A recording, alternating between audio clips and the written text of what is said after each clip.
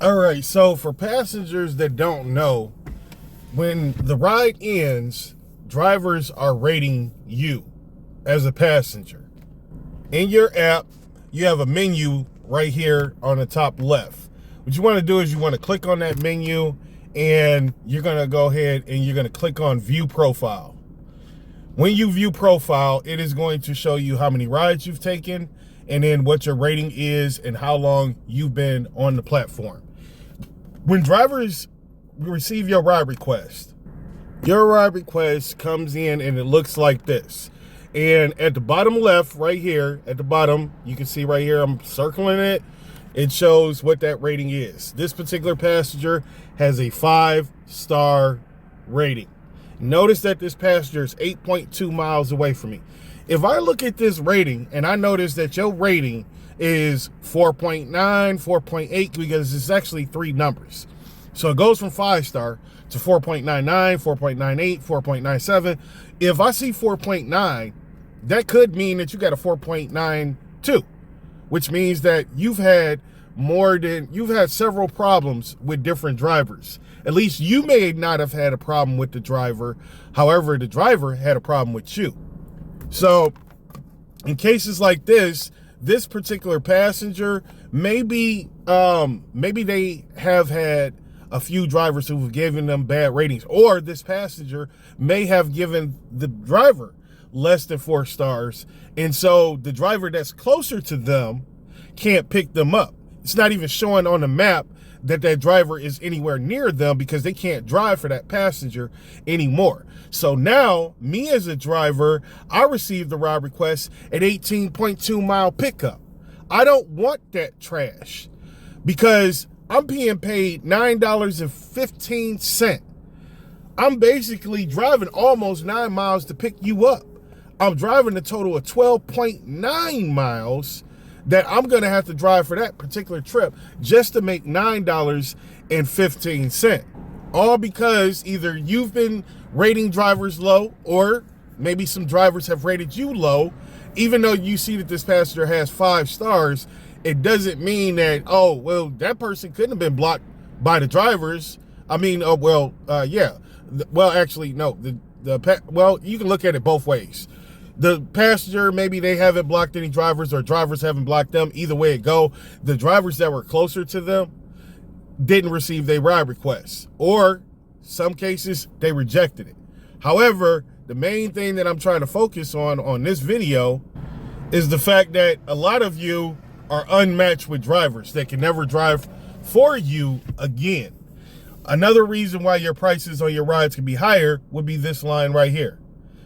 Didn't wear a seatbelt. If you don't wear your seatbelt, you are at a higher risk of severe injuries if an accident occurs. Lyft pays commercial auto insurance on your ride. So you can see right here, it says estimated commercial auto insurance and other expenses. It ranges different for each passenger. What's going to be out of the fare that you're paying, what's going to go towards the commercial auto insurance. And that is based off of, if that person has been reported for not wearing seatbelts. A lot of drivers have problems with you not wearing a seatbelt. It's dangerous.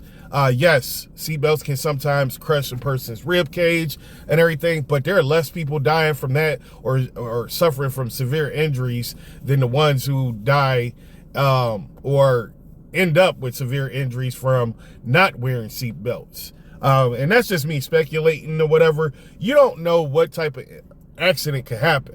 Some accidents, the seatbelt can save you. Sometimes it can cause,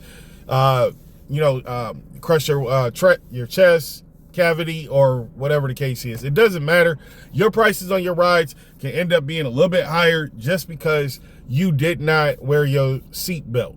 And until drivers consistently are saying that you wear your seatbelt, your price for your ride can be a little bit higher. It's not, like I said, it's not going to be a significance higher, but it is going to be higher than what you need to pay. And when you look at, let's just say for instance, you take 180 trips in 1 year and your insurance rate for that trip is only 45 cents per trip. That's $81 in a year. If you're not worried about that, then let's just look at in a 10-year time span, and you're looking at $810 that you didn't have to pay taking Lyfts. So again, you can determine whether it's worth it on you having a seatbelt on or not. But that 45 cents could be $1.30 for all I know. I'm just giving you a starting point on that end. But all in all, at the end of the day, you can make that choice to get a bad rating from your driver if you want to. Now, let's understand how that rating goes as far as drivers go. If you get into the car and you slam the door, you're not going to get a good rating from the driver. You may be down to 4 stars. Well, let's just back it up. We get to the pickup location. You take more than 60 seconds to come out and get in the car. You're probably going to be down to 4 stars. Now you slam the door. 3 stars. 3 stars. Being late at the pickup and slamming the door can put you down to 3 stars, and that driver can never pick you up again. Maybe you do come out on time, but you slam the door. You're down to 4 stars. Now you're getting in the car and you don't even say anything to the driver. Hi and hello is the only thing you have to say. You don't have to say, how are you doing? That is a question that is engaging.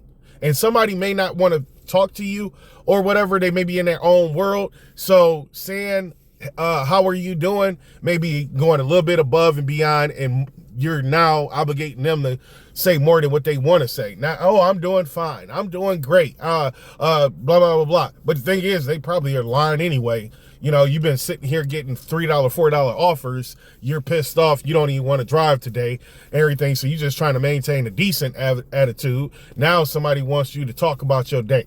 All right. So, but that's neither here nor there. Like I said, everybody's different. Sometimes people can be a little bit agitated. Honestly, me as a driver, I feel like I shouldn't have to say anything more than hi and hello. I shouldn't have to go into great details. I'm just trying to get you from point A to point B. I may be unhappy because it was a 15-minute pickup that I'm not getting paid for. But I'm not here to complain about the stuff. I'm just giving you some basic information in regards to what could be going wrong and everything. As a passenger, Lyft has already notified you and told you when a driver pulls up, you're supposed to check the license plate. Why are you opening up the door saying, who you here for? We're not supposed to tell you that. When you open up the door, you're supposed to say the account holder's name. That's Lyft's policy. That's Lyft policy. So if you're asking me who I'm here for, you're now agitating me because I can't tell you that. And there are so many drivers that, oh, I'm here for John. Why are you doing that?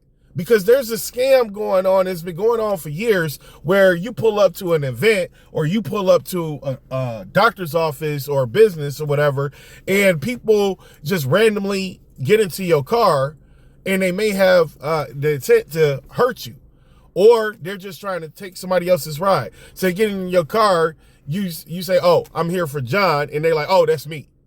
So how do you know if you have the right person in the car? You as a passenger, when you open up the door, you should be saying the account holder's name. The driver can then confirm that you're their rider. You see the Lyft light or sign in the car.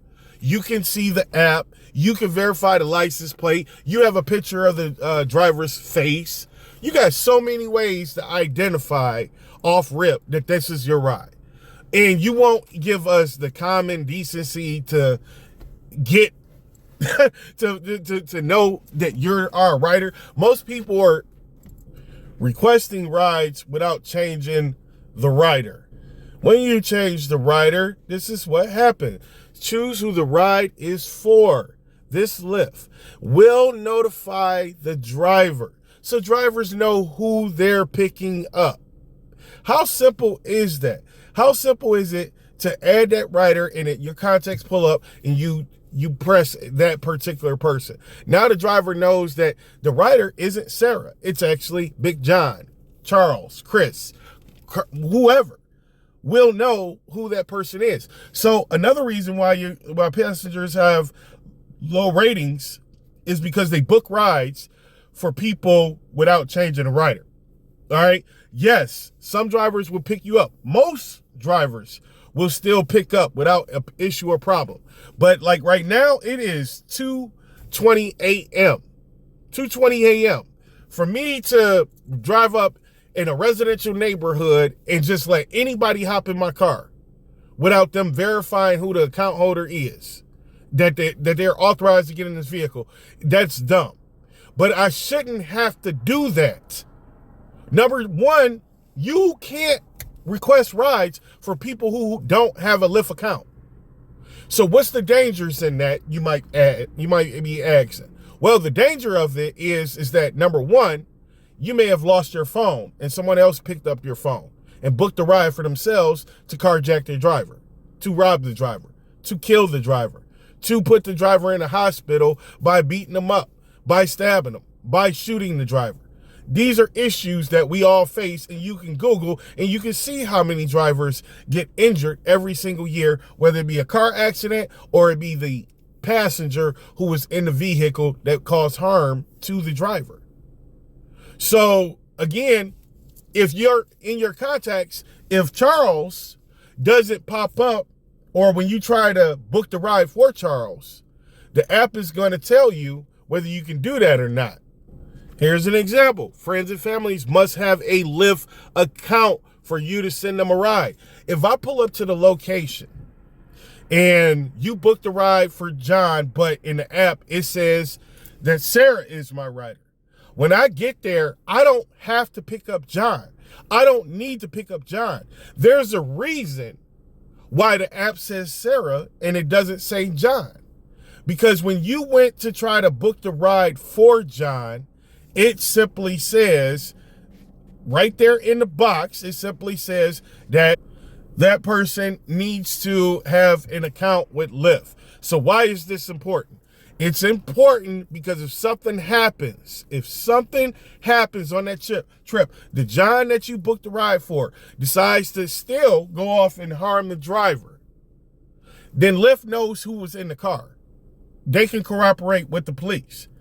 If you are a driver, you're picking up somebody and the account says John and it's Brian at the pickup, or it's Sarah or Caroline at the pickup, you don't know what their intentions are. Lyft can't help you or help the police resolve your situation when you're picking up complete strangers, people who are not a part of the platform. You're putting yourself at risk. Stop doing that. Stop doing it. Just go ahead and mark that person as the account holder as a no-show. That's all you need to do. All right. So again, it's up to drivers if they want to do it. But all in all, you as a passenger, try to get a good rating. If you do request a ride for a guest rider, whether that person, you change the rider or not, I do believe that if you change the rider, it affects their account if the driver gives them a bad rating and not your account. But if you're booking a ride for somebody who doesn't have an account and, John ends up tracking mud in the car, being disrespectful to the driver, asking the driver if they can just make a stop, then you're going to end up getting a bad rating because of that. And now you're wondering why you're paying more on your rides. Thank you for listening. Please like, share, and subscribe. Leave a comment if you want to based off of past experiences, and I'll try to make a video on that one. Have a good one.